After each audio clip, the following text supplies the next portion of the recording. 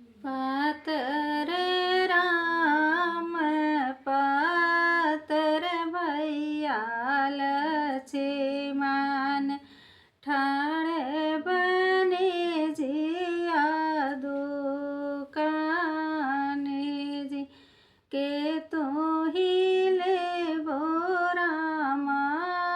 खरा सो परिया हो किया हो मगहिया के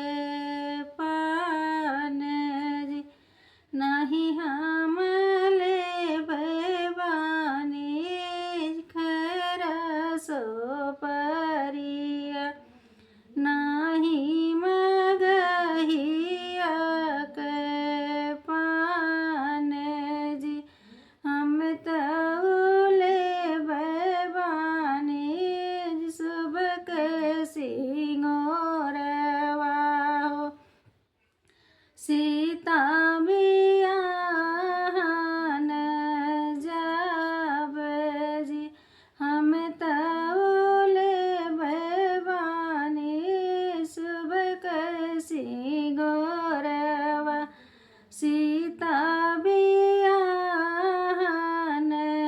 जाब जी आगे आ जैसे सिंगर वाली है हथवा में राम जी दाएं बाएं बोले लागे काग जी दाएं बाएं बोले लागे काग जी हरे हरे लक्ष्मण भैया पथिया बिचारा कवने गुनहिया बोले काग जी कवने गुनहिया बोले काग जी के